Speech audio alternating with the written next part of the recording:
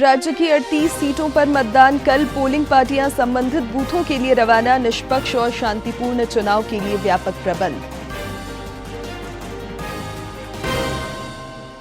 दूसरे और आखिरी चरण के विधानसभा चुनाव में 528 प्रत्याशी चुनावी मैदान में। कई दिग्गजों की प्रतिष्ठा दांव पर। संथाल और कोयलांचल के वोटर सुनाएंगे जनादेश।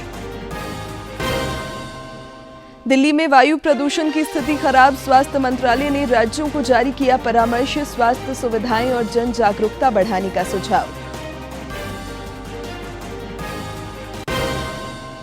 और लौह नगरी जमशेदपुर में Asian youth sports climbing championship में 13 एशियाई देशों के खिलाड़ियों ने बिखेरी चमक। Inter district school club taekwondo championship का समापन।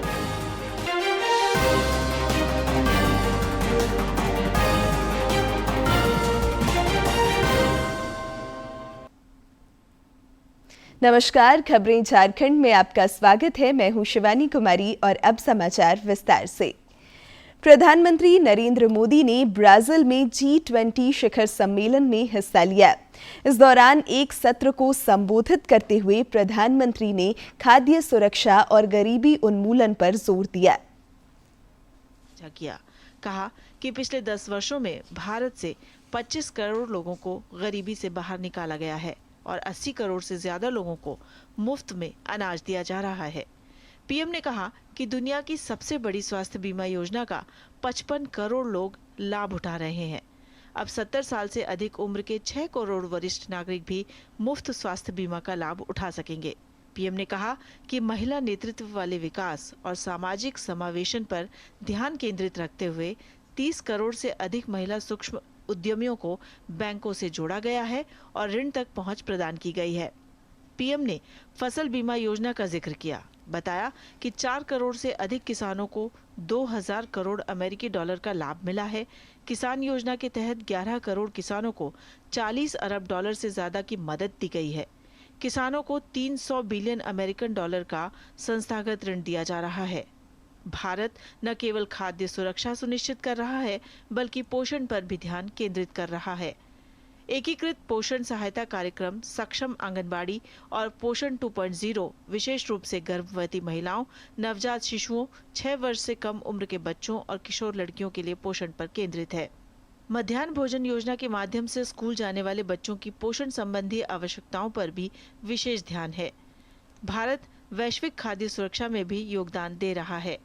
मलावी, जाम्बिया और जिम्बाब्वे को मानवीय सहायता प्रदान करने का जिक्र करते हुए पीएम ने कहा कि हमने न केवल प्राकृतिक खेती और जैविक खेती पर बल्कि नई प्रौद्योगिकियों पर भी ध्यान केंद्रित किया है। श्री अन्न को बढ़ावा देकर टिकाऊ कृषि, पर्यावरण की सुरक्षा, पोषण और खाद्य सुरक्षा पर भी ध्यान है। पीएम ने कहा कि भारत के डिजिटल सार्वजनिक बुनियादी ढांचे ने सामाजिक और वित्तीय समावेशन को सक्षम बनाया है। आकांक्षी जिलों और ब्लॉक परियोजना के साथ समावेशी विकास के लिए एक नया मॉडल बनाया गया है जो सबसे कमजोर कड़ी को मजबूत करता है।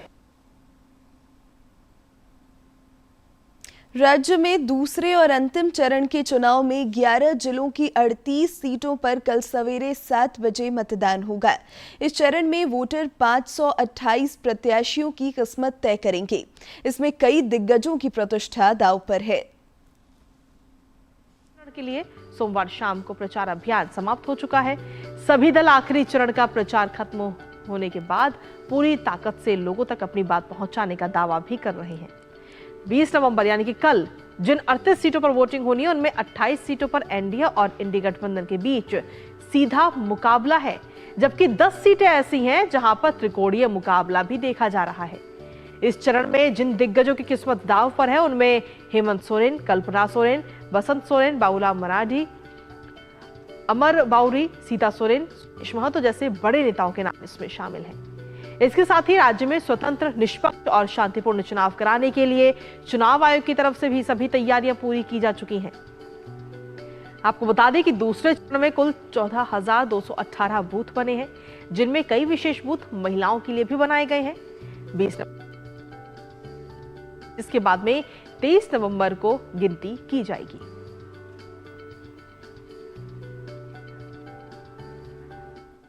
भारत निर्वाचन आयोग की ओर से कल के मतदान को लेकर सभी प्रशासनिक तैयारियां पूरी कर ली गई हैं। मुख्य निर्वाचन पदाधिकारी के रवि कुमार ने स्वतंत्र, निष्पक्ष और भयमुक्त चुनाव की प्रतिबद्धता जताई है। चरण के चुनाव में 38 सीटों पर कल मतदान होगा, जिसके लिए 14,218 बूथ बनाए गए हैं। इनमें से 31 बूथों पर सुबह 7 से शाम 4 बजे तक मतदान होगा, जबकि बाकी क्षेत्रों में शाम 5 बजे तक वोटिंग होगी। मुख्य निर्वाचन पदाधिकारी के रवि कुमार ने बताया है कि दूसरे चरण के चुनाव में राज्य की 38 विधानसभा सीटों पर कुल 1,23,00,000 मतदाता अपने मताधिकार का प्रयोग कर सकेंगे। उन्होंने बताया कि दूसरे चरण में 48 बूथ को यूनिक बूथ के रूप में विकसित किया गया है। जामताड़ा के मिहिजाम स्थित स्नेहपुर कुष्ठ आश्रम के मतदाताओं के सुगम मतदान के लिए हांसी पहाड़ी में सहायक मतदान केंद्र बनाया गया है। इधर राज्य के 11 जिलों में फैले 38 विधानसभा क्षेत्रों में मतदान संपन्न कराने के लिए चुनाव कर्मियों की रवानगी शुरू हो गई है। दुमका में भी दूसरे चरण में जामा, दुमका, जरमुंडी और शिकारीपाड़ा में कल मतदान होना है। दुमका पॉलिटेक्निक कॉलेज स्थित डिस्पैच सेंटर से मतदान कर्मी चुनाव सामग्रियों के साथ संबंधित बूथों की ओर रवाना हुए। इस दौरान चुनाव कर्मियों में खासा उत्साह दिखा।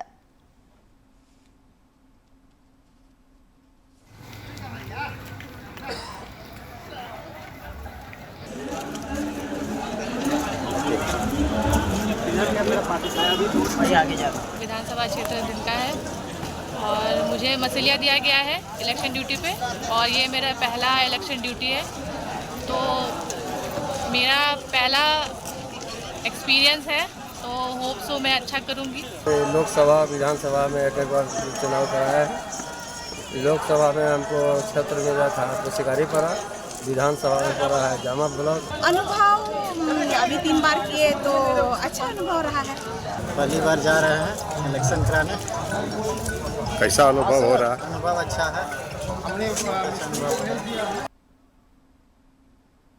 गिरिडीह जिले के गांडे, गिरिडीह, डुमरी, बगोदर, जमुआ और धनवार विधानसभा क्षेत्रों में कल वोटिंग होगी। इसे लेकर मतदान कर्मियों को आज संबंधित बूथों की ओर रवाना किया जा रहा है।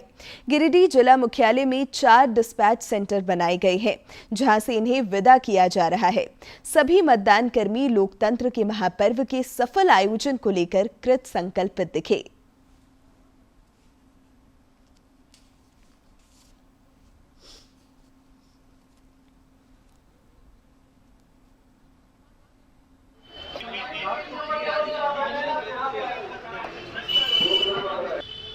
परेशानी नहीं है, सरकारी व्यवस्था बड़ी अच्छी है। हम लोग मतदान कराने के जाने के लिए खूब खुश है, और इतना सारा व्यवस्था था जो हम लोग को लेने के लिए, और कुछ परेशानी नहीं हुआ। इसलिए जा रहे हैं, और इस बार तो सारी व्यवस्था बहुत अच्छी दी गई है। इस हिसाब से हम लोग बहुत खुश हैं कि मतदान कराने के लिए हम लोगों को चयनित किया गया है। बोकारो में भी विधानसभा चुनाव को लेकर मतदान कर्मियों की डिस्पैच सेंटर से रवानगी का सिलसिला जारी है।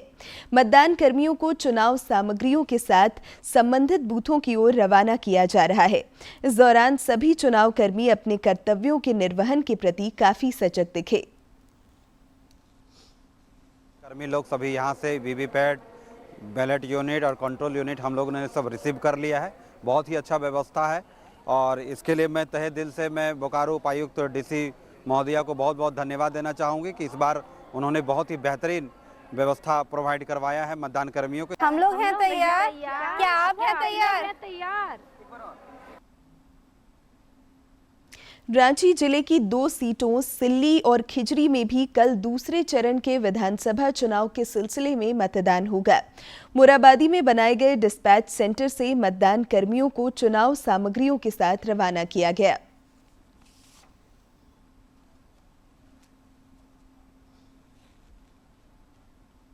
संथाल परगना के विभिन्न जिलों में भी कल दूसरे चरण के मतदान को संपन्न कराने के लिए चुनाव कर्मियों को बूथों के लिए रवाना किया गया है। पाकुड़ में कृषि उत्पादन बाजार समिति प्रांगण में महेशपुर, लिट्टीपाड़ा और पाकुड़ विधानसभा क्षेत्रों के लिए अलग-अलग डिस्पैच सेंटर बनाए गए हैं, जहां से मतदान कर्मियों को रवाना किया जा रहा है। जिला निर्वाचन पदाधिकारी सह उपायुक्त मनीष कुमार और पुलिस अधीक्षक प्रभात कुमार ने डिस्पैच सेंटर का जायजा लिया और सुचारू मतदान पर जोर दिया। पुलिस पर्सनल और पोलिंग पर्सनल के लिए हम लोगों ने अभिनंदन किट यानी वेलकम किट का भी अरेंजमेंट किया है, जिसमें उनको बेसिक सामग्री भी दी जाएगी। इसके साथ ही साथ जो यहाँ ट्रेनिंग अगर किसी को लेनी है तो वो भी हम लोग यहाँ करवा रहे हैं। हमारे यहाँ जो 1500 कर्मी चतरा से आए थे वो भी साथ साथ आज रवाना हो रहे हैं। कल के मतदान के लिए हम लोग पूरी तरह से तैयार हैं। 5% बूथ पर सिक्योरिटी पुलिस की पहुँच चुकी है और वो साथ में यहाँ से स्पॉट करके जा रहे हैं। जैसे जैसे गाड़ियाँ निकल रही है लोग लेते जा रहे हैं और अभी तक काफ़ी स्मूथली चल रहा है। मैं आपसे आज और कल का जो मतदान है काफ़ी बढ़िया होगा। बहुत ही निष्पक्ष शांतिपूर्वक और इंसिडेंट को मतदान कराने में सफल रहेंगे। धनबाद जिले की 6 विधानसभा क्षेत्रों में कल की मतदान की सभी प्रशासनिक तैयारियां पूरी कर ली गई हैं। जिला निर्वाचन पदाधिकारी सह धनबाद उपायुक्त माधवी मिश्रा ने बताया कि मतदान के दिन सभी 2372 बूथ की वेबकास्टिंग के जरिए निगरानी की जाएगी। जिले के वरीय पुलिस अधीक्षक हृदय पी जनार्दन ने बताया कि शांतिपूर्ण मतदान सुनिश्चित करने के लिए मतदान केंद्रों पर सुरक्षा के कड़े प्रबंध किए गए हैं। या उनके किसी भी कैंडिडेट के एजेंट के द्वारा कहीं पर भी मतदाताओं को प्रलोभन देने या किसी भी प्रकार से उनको मैनिपुलेट करने की कोई भी कार्रवाई ना करी जाए। अगर ऐसी कोई भी प्रक्रिया हम लोग के संज्ञान में आती है तो उस पर अगेन एमसीसी के तहत कार्रवाई करी जाएगी और इस चीज़ को लेकर के हम लोग बहुत ज़्यादा विजिलेंट भी रहेंगे। हर जगह हम लोग सीपीएमएफ को दे दिया गया। सीपीएमएफ के द्वारा बहुत सुचारू रूप से बहुत सख्ती से हम लोग गाड़ी का चेकिंग और आगे का कार्रवाई कर रहे हैं। इसके अलावा अभी इलेक्शन का कैंपेनिंग खत्म होने के बाद बाहरी वोटर्स को धनबाद जिला में रहना नहीं है, उसी को लेके हर थाना प्रभारी के द्वारा लगातार इन्फॉर्मेशन कलेक्ट कर रहा है और जितना हमारे यहाँ पे होटल्स है, गेस्ट हाउस है, धर्मशाला है, हर जगह पर अभी हम लोग जांच करेंगे। अगर ऐसे कोई आदमी जो बाहरी वोटर है जो आज के दिन में अभी धनबाद में अवेलेबल है, उनके पास अगर वैलिड रीजन नहीं है तो उसके ऊपर हम लोग कानूनी कार्रवाई भी करेंगे। गिरिडीह जिला प्रशासन ने भी निष्पक्ष और शांतिपूर्ण चुनाव की तैयारी पूरी कर ली है। सुरक्षा के दृष्टिकोण से 14 बूथों पर सवेरे 7 बजे से शाम 4 बजे तक मतदान होगा और शेष सभी बूथों पर शाम 5 बजे तक वोटिंग होगी। अधिकारी नमन प्रियेश लकड़ा और पुलिस अधीक्षक डॉक्टर विमल ने प्रेस कॉन्फ्रेंस कर बताया कि शांतिपूर्ण निष्पक्ष चुनाव के लिए सभी जरूरी उपाय किए गए हैं। एरिया सैनिटाइजेशन किया जा रहा है। 1200 से अधिक वोटर वाले 221 बूथों पर अतिरिक्त मतदान कर्मियों को लगाया जा रहा है। तेज और सुचारू मतदान सुनिश्चित कराने के लिए 1350 मतदान कर्मी हजारीबाग जिले से भी बुलाए गए हैं। हम लोग आप लोगों के माध्यम से भी अनुरोध करना चाहते हैं कि सभी लोग शांतिपूर्ण वातावरण में और विमुक्त वातावरण में आए और स्वयं भी मताधिकार का प्रयोग करें और अपने आसपास के लोगों को भी इसमें प्रोत्साहित करें। उपायुक्त ने बताया कि सुरक्षा के दृष्टिकोण से 14 बूथों पर सुबह 7 बजे से शाम 4 बजे तक मतदान होगा और शेष सभी बूथों पर शाम 5 बजे तक वोटिंग होगी। उन्होंने बताया कि 20 नवंबर की शाम तक जिले में ड्राई डे घोषित किया गया है। हम लोग ये जरूर एक्सपेक्ट करेंगे कि सुबह 7 बजे से शाम 5 बजे तक लोग अपने मताधिकार का प्रयोग करने के लिए अपने घरों से आए, अपने सहकर्मियों को, अपने परिवारजनों को, अपने मित्रों को प्रोत्साहित करें और हम लोग इसको और भी ज़्यादा सफल तब मानेंगे जब हमारा वोटर टर्नआउट रेशियो है सभी 6 विधानसभा क्षेत्रों में अव्वल निकल कर आएगा। वहीं पुलिस अधीक्षक डॉक्टर विमल ने बताया कि जिले में नकदी, शराब, ड्रग्स मिलाकर अब तक 6 करोड़ रुपए जब्त किए गए हैं। एसपी ने सभी वोटरों से निर्भीक होकर मतदान की अपील की। हम लोगों ने अभी जो आचार संहिता के दौरान में सीजर्स कई सारे हुए हैं, जिसमें शराब की जब्ती करीब 78,864 लीटर, जो कि तकरीबन 1 करोड़ 14 लाख से ज़्यादा का उसका वैल्यू है। साथ ही साथ ड्रग्स 8,90,000 और कुल जो वैल्यू है वो करीब 6 करोड़ के आसपास का सीजर भी इस दौरान किया गया है। उम्मीद की जानी चाहिए कि जिले के 6 विधानसभा क्षेत्रों में इस बार जमकर वोटिंग होगी और मतदान का कीर्तिमान बनेगा। गिरिडीह से रमेश प्रभाकर की रिपोर्ट। लोकतंत्र के महापर्व में वोटरों की सहभागिता बढ़ाने के लिए मतदाताओं को लगातार जागरूक किया जा रहा है। इस कड़ी में गिरिडीह में मोमबत्ती और दीपक जलाकर वोटिंग का संदेश दिया गया। साथ ही लोगों को मतदान की शपथ भी दिलाई गई। जिले के उपायुक्त नमन प्रियेश लकड़ा ने सभी वोटरों से मतदान की अपील की ताकि मतदान प्रतिशत बढ़ सके। हम लोग कि आगे ये प्रयास है कि हमारे जो 20 लाख से ज़्यादा मतदाता हैं वो ज़्यादा से ज़्यादा संख्या में 20 तारीख को अपने घरों से निकल कर आए। वोटिंग का टाइम इस बार 2 घंटा और एक्स्ट्रा है 2014 और 2019 के विधानसभा इलेक्शंस के मुताबिक। हम लोग ये ज़रूर एक्सपेक्ट करेंगे कि सुबह 7 बजे से शाम 5 बजे तक लोग अपने मताधिकार का प्रयोग करने के लिए अपने घरों से आए, अपने सहकर्मियों को, अपने परिवारजनों को, अपने मित्रों को प्रोत्साहित करें और हम लोग इसको और भी ज़्यादा सफल तब मानेंगे जब हमारा वोटर टर्नआउट रेशियो है सभी 6 विधानसभा क्षेत्रों में अव्वल निकल कर आए। इधर लोकसभा चुनाव में मतदान प्रतिशत बढ़ाने के लिए कोयलांचल में मतदाताओं को जागरूक किया जा रहा है। इस सिलसिले में दिव्यांग जनों ने धनबाद में जागरूकता रैली निकालकर वोटरों को मतदान का संदेश दिया। स्वीप के तहत आयोजित यह रैली रणधीर वर्मा चौक से नगर निगम कार्यालय तक गई। इस मौके पर जिला समाज कल्याण पदाधिकारी ने सभी से बढ़ चढ़कर 20 नवंबर को मतदान की अपील की। हमारे भाई बहन और बच्चे हैं, उनका हम लोग वोट देने हेतु प्रचार प्रसार करने के लिए आज हम लोग रैली यहाँ से लेकर नगर निगम तक निकाले हैं। चूँकि हमारे शहरी क्षेत्र का वोटर टर्नआउट बहुत कम है, हमारे लोग जागरूक हों और 20 तारीख को वोट देने के लिए वो अपने अपने बूथ तक जाएं, इसको श्योर करने के लिए हम लोग आज ये जागरूकता रैली निकाले हैं। रामगढ़ विधानसभा क्षेत्र में भी वोटरों को मतदान के लिए प्रेरित तथा जागरूक किया जा रहा है। इस कड़ी में जिला निर्वाचन पदाधिकारी सह उपायुक्त चंदन कुमार के नेतृत्व में सिदो कानू मैदान से सुभाष चौक तक 4 किलोमीटर लंबी पदयात्रा का आयोजन हुआ। इस दौरान विभिन्न तरीकों से वोटरों को मतदान के लिए प्रेरित किया गया।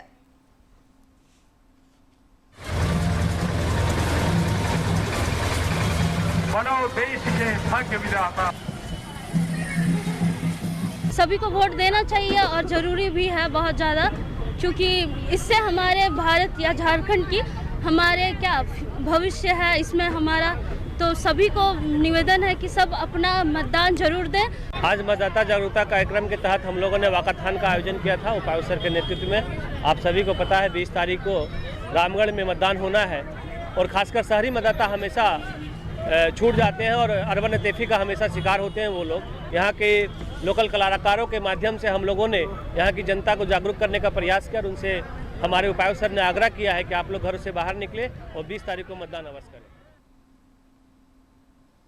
राज्यपाल संतोष कुमार गंगवार ने बिहार के राजगीर में नालंदा विश्वविद्यालय में शिक्षा संस्कृति उत्थान न्यास द्वारा आयोजित नालंदा ज्ञान कुंभ में शिरकत की।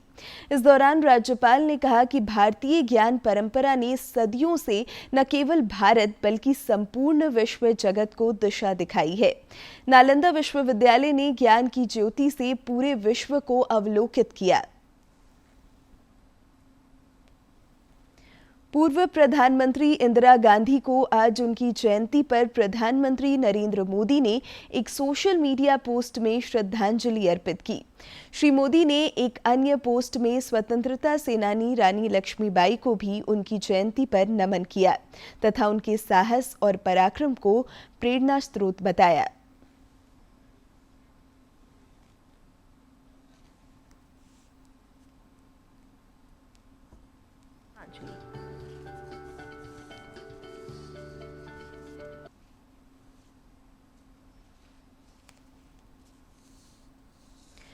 और अब बात मौसम की। राज्य में ठंड का प्रकोप तेजी से बढ़ रहा है। अधिकांश जिलों में न्यूनतम तापमान 12 और 13 डिग्री के सेल्सियस के आसपास चल रहा है। पिछले 24 घंटे के दौरान गढ़वा में न्यूनतम तापमान 12.3 डिग्री सेल्सियस रिकॉर्ड किया गया। मौसम विज्ञान केंद्र रांची के वैज्ञानिक अभिषेक आनंद ने बताया है कि राज्य में 24 नवंबर तक सवेरे के समय कुहासे के हालात रह सकते हैं। इस दौरान आकाश मुख्यतः साफ रहेगा और मौसम के शुष्क बने रहने के आसार हैं। विधानसभा चुनाव के दूसरे और आखिरी चरण में कल कोयलांचल की 16 जबकि संथाल की 18 सीटों और रांची की 2 तथा हजारीबाग और रामगढ़ की 1-1 सीट पर वोटिंग होगी। आइए इस रिपोर्ट में देखते हैं सत्ता शीर्ष तक पहुंचने में ये सीटों की कितनी महत्वपूर्ण भूमिका है। चुनावी समर में राज्य की 38 सीटों पर 20 नवंबर को वोटिंग होगी, जिसमें संथाल की 18, कोयलांचल की 16 और रांची एवं रामगढ़ की 2-2 सीटें शामिल हैं। वीरों की भूमि संथाल और कोयला खदानों के लिए प्रसिद्ध कोयलांचल की जंग सत्ता शीर्ष पर पहुंचने की सीढ़ी मानी जाती है। संथाल की 7 सीटें दुमका, जामा, शिकारीपाड़ा, बोरियो, बरहेट, महेशपुर और लिट्टीपाड़ा अनुसूचित जनजाति के लिए आरक्षित है, जबकि 1 सीट देवघर अनुसूचित जाति के लिए रिजर्व है। 10 सीटें सामान्य श्रेणी की हैं। पिछले चुनाव में झारखंड मुक्ति मोर्चा ने इन 18 में से आधी 9 सीटें जीती थी। कांग्रेस को 4 सीटें जरमुंडी, महगामा, पाकुड़ और जामतारा में जीत हासिल हुई थी। भाजपा ने राजमहल, सारठ, गोड्डा और देवघर में जीत का पताका लहराया था। वहीं पोड़ैयाहाट से झारखंड विकास मोर्चा के प्रदीप यादव चुनाव जीते थे, जो बाद में कांग्रेस में शामिल हो गए। संथाल पर नजर रखने वाले पत्रकार सुरेंद्र सोरेन ने कहा कि इस बार संथाल का चुनावी रण दिलचस्प होने जा रहा है। अनरिजर्व सीट गोड्डा, पोड़ैयाहाट, महागामा, मधुपुर, देवघर, सारठ, ये जो अनरिजर्व सीटें हैं, यहाँ बीजेपी को एज मिलने जा रही है। मुझे ऐसा मालूम चल रहा है, या फिर बीजेपी की मजबूत स्थिति वहां दिखाई पड़ रही है। पर जो रिजर्व सीटें हैं, बोरियो, बरहेट, लिट्टीपाड़ा, शिकारीपाड़ा, महेशपुर, ये जो सीटें हैं, जो रिजर्व सीटें हैं, वहां झारखंड मुक्ति मोर्चा की स्थिति मुझे थोड़ी मजबूत दिखाई दे रही है बनिस्बत बीजेपी। दिलचस्प बात यह है कि संथाल की 3 विधानसभा सीटें बरहेट, शिकारीपाड़ा और लिट्टीपाड़ा ऐसी है जहां से भाजपा कभी नहीं जीती है, जबकि 15 सीटें ऐसी है जहां कम से कम एक बार भाजपा ने जीत का स्वाद चखा है। 24 की जंग में इस बार बांग्लादेशी घुसपैठ का मुद्दा छाया हुआ है, जिस पर आरोप प्रत्यारोप भी खूब हुए। ये जरूर है कि बांग्लादेशी घुसपैठ का मुद्दा जो सतही तौर पर मालूम चल रहा हो, लेकिन इसका इम्पैक्ट आदिवासियों पर पड़ा है। संथाल के साथ ही इस चरण में कोयलांचल अंतर्गत बोकारो, गिरिडीह और धनबाद के अलावा रांची और रामगढ़ की कुल 20 सीटें भी दोनों गठबंधन के लिए अहम है। वर्तमान में इन 20 में से 9 सीट एनडीए के पास है, जिसे इस बार बचाने और बढ़ाने के लिए एनडीए ने खूब पसीना बहाया है। इलाके के जानकार ज्ञानवर्धन मिश्रा ने कहा कि झारखंड विधानसभा में दबदबे के लिए यह इलाका खास है। झारखंड विधानसभा के चुनाव में इस बार संथाल परगना, खासकर कोयलांचल की भूमिका बड़ी महत्वपूर्ण साबित होगी। संथाल और कोयलांचल में 20 को मतदान है और जनता इसके लिए तैयार है। संथाल जहां वीरों की भूमि है, वहीं कोयलांचल मेहनतकशों की जमीन है। दोनों क्षेत्रों की भौगोलिक स्थिति अलग अलग है और मुद्दे भी अलग है। संथाल में जहां पिछले चुनाव में जेएमएम मजबूत रहा था, वहीं कोयलांचल में भाजपा का दबदबा दिखा था। इस बार इन दोनों क्षेत्रों में जनता पर जिसका जादू चलेगा, उसके सिर ताज बंधने के आसार प्रबल होंगे। दूरदर्शन समाचार के लिए विकास के साथ मैं दिवाकर कुमार। दिल्ली में वायु प्रदूषण की स्थिति खराब है। केंद्रीय स्वास्थ्य मंत्रालय ने राज्यों को परामर्श जारी कर स्वास्थ्य सुविधाएं बढ़ाने का आग्रह किया है। साथ ही आगजनी की दुर्घटनाओं की रोकथाम को लेकर भी परामर्श जारी किया है। करने और स्वास्थ्य कर्मचारियों की क्षमता को मजबूत करने को कहा है। इसके साथ ही मंत्रालय ने राष्ट्रीय जलवायु परिवर्तन और मानव स्वास्थ्य कार्यक्रम के तहत वायु प्रदूषण से संबंधित बीमारियों के लिए प्रहरी निगरानी प्रणाली में भागीदारी बढ़ाने को भी कहा है। मंत्रालय ने बच्चों, गर्भवती महिलाओं, बुजुर्गों, पहले से बीमार लोगों और प्रदूषण के संपर्क में आने वाले श्रमिकों सहित कमजोर आबादी पर विशेष ध्यान देने पर जोर दिया है। इसके साथ ही केंद्रीय स्वास्थ्य मंत्रालय ने जमशेदपुर में IFSC Asian youth sports climbing championship का आयोजन हुआ, जिसमें एशियाई क्षेत्र की उभरती प्रतिभाओं ने अपनी चमक बिखेरी। प्रतियोगिता में जापान की टीम 24 पदकों के साथ शीर्ष पर रही। 13 एशियाई देशों के एथलीट्स ने इस चैंपियनशिप में अपनी असाधारण प्रतिभा और दृढ़ संकल्प का प्रदर्शन किया।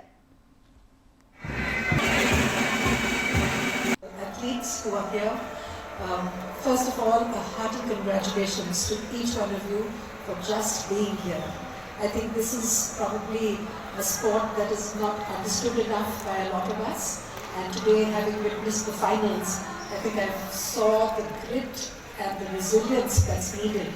रोमांचक मुकाबला देखने को मिला, जिसमें लीड, स्पीड और बोल्डरिंग, इसमें अंडर 16, अंडर 18 और अंडर 20 कैटेगरी के थे।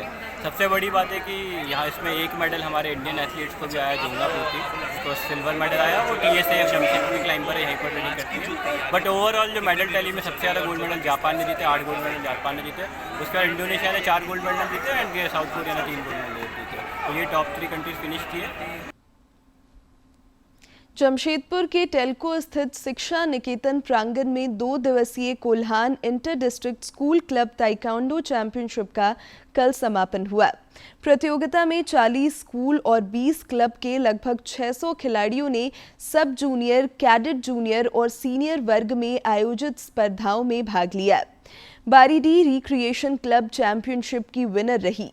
झारखंड ताइक्वांडो संघ के सीनियर वाइस प्रेसिडेंट सह पूर्वी सिंहभूम ताइक्वांडो एसोसिएशन के महासचिव गोपाल कुमार ने चैंपियनशिप में बड़ी संख्या में लड़कियों की भागीदारी और सेल्फ डिफेंस के प्रति जागरूकता पर प्रसन्नता जताई। आज 17 तारीख को संपन्न होगा, जिसमें पूरे कोल्हान के 40 स्कूल एवं 20 क्लबों से 600 खिलाड़ी इसमें हिस्सा लिए। इसमें लगभग 375 लड़कियां व 225 लड़कों ने इसमें भाग लिया, जिसमें 320 पदक दांव में थे और उस 300 पदक में 80 स्वर्ण पदक, 80 रजत पदक व 160 कांस्य पदक बच्चों के बीच में जो जीते उनको अपना अपना प्रतिभा के अनुसार दिया गया। टाटा स्टील की ओर से 24 नवंबर को JRD टाटा स्पोर्ट्स कॉम्प्लेक्स में जमशेदपुर हाफ मैराथन का आयोजन किया जाएगा। टाटा स्टील के वाइस प्रेसिडेंट चैतन्य भानु ने संवाददाता सम्मेलन में इस बात की जानकारी देते हुए टी-शर्ट और पदकों का भी अनावरण किया। 21 किलोमीटर की यह दौड़ JRD टाटा स्पोर्ट्स कॉम्प्लेक्स से शुरू होकर विभिन्न मार्गों से गुजरते हुए स्पोर्ट्स कॉम्प्लेक्स में ही संपन्न होगी। Which have come out from these academies. But over a period of time, it was also felt that not only the company has to contribute for our participation at higher events like Asian Games and Olympics, but the general wellness की तरफ we have to contribute more. General wellness of people, how to motivate each and every person to become a more healthier version of himself. खेल जगत की महत्वपूर्ण खबरों को देखते हैं फटाफट अंदाज में। बिहार में खेली जा रही एशियन चैंपियंस ट्रॉफी हॉकी प्रतियोगिता में आज भारतीय टीम सेमीफाइनल मुकाबले में जापान के सामने होगी। इससे पहले ग्रुप स्टेज में भारतीय टीम ने जापान को 3-0 से शिकस्त दी थी। ऐसे में सेमीफाइनल मुकाबले से पहले टीम इंडिया को मिली ये जीत किसी टॉनिक से कम नहीं है। हॉकी इंडिया ने जूनियर पुरुष एशिया कप के लिए 20 सदस्यीय टीम का ऐलान कर दिया है। भारतीय टीम की कमान आमिर अली के हाथों में होगी, जबकि उप कप्तानी रोहित करेंगे। हैदराबाद में भारतीय फुटबॉल टीम और मलेशिया के बीच खेला गया अंतर्राष्ट्रीय दोस्ताना मैच 1-1 की बराबरी पर खत्म हुआ। भारतीय टीम के लिए और अब अंत में मुख्य समाचार एक बार फिर।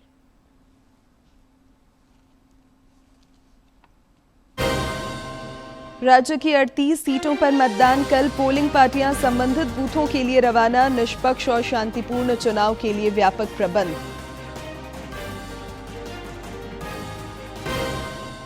दूसरे और आखिरी चरण के विधानसभा चुनाव में 528 प्रत्याशी चुनाव मैदान में। कई दिग्गजों की प्रतिष्ठा दांव पर। संथाल और कोयलांचल के वोटर सुनाएंगे जनादेश। दिल्ली में वायु प्रदूषण की स्थिति खराब, स्वास्थ्य मंत्रालय ने राज्यों को जारी किया परामर्श, स्वास्थ्य सुविधाएं और जन जागरूकता बढ़ाने का सुझाव। और लौह नगरी जमशेदपुर में Asian youth sports climbing championship में 13 एशियाई देशों के खिलाड़ियों ने बिखेरी चमक, inter district school club taekwondo championship का समापन।